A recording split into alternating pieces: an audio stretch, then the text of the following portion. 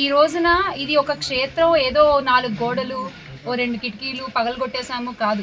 ఇది చాలా మంది భక్తుల మనోభావాలతో కూడుకున్నటువంటి ఒక సమస్య. ఈ సమస్యని ఎంత జాగ్రత్తగా పరిష్కరించగలిగితే అంత మంచిది. ఇక్కడ నేను ఏ కులాల గురించో, మతాల గురించో, ప్రాంతాల గురించో మాట్లాడట్లేదు. ఆకలి అనేటువంటి అందరికీ సంబంధించిన ఒక అంశం గురించి మాట్లాడుతున్నాను. ఎందరో మంది నిరక్షరాస్యులకి ఇక్కడ ఆశ్రయం లభిస్తోంది. ఎంతోమంది అన్నార్థులకి ఇక్కడ అన్నం లభిస్తోంది. ఇక్కడనే కాదు, దీనికి ఈ క్షేత్రానికి అనుసంధానంగా 600 ఆశ్రమాలు నడుస్తున్నాయి. ఆ 600 ఆశ్రమాలపై ఈరోజు మీరు ఇలా దాడులు చేపడితే అక్కడ ఉన్న వాళ్ళందరూ ఏమవ్వాలి? ఆ అన్నం తినే వాళ్ళందరి పొట్టలు ఎవరు నింపుతారు? ఒక్క రూపాయి ఆశించకుండా, ఒక్క రూపాయి తీసుకోకుండా అన్నీ ఉచితంగా ఇక్కడ ఇస్తున్నారు.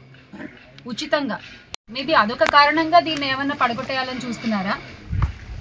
హిందూ ధర్మాన్ని పరిరక్షిస్తాను, నేను హిందూ ధర్మ పరిరక్షకుడిని అని చెప్పుకునేటువంటి పీఠాధిపతి, మన పీఠాధిపతి ఉన్నారు కదా, ఇప్పటి ఉప ముఖ్యమంత్రి గారు, ఆయన ఎందుకు దీని గురించి మాట్లాడట్లేదు? ఇంతమంది మాట్లాడుకుంటున్న విషయం గురించి ఆయన ఎందుకు స్పందించట్లేదు? ఆయన ఆవిర్భావ దినోత్సవ వేడుకల్లో బిజీగా ఉన్నారేమో. మేబీ అది అయిన తర్వాత అయినా వచ్చి దీనికి ఏమన్నా ఒక పరిష్కారం చూపిస్తారేమో అని ఆశిస్తున్నాం.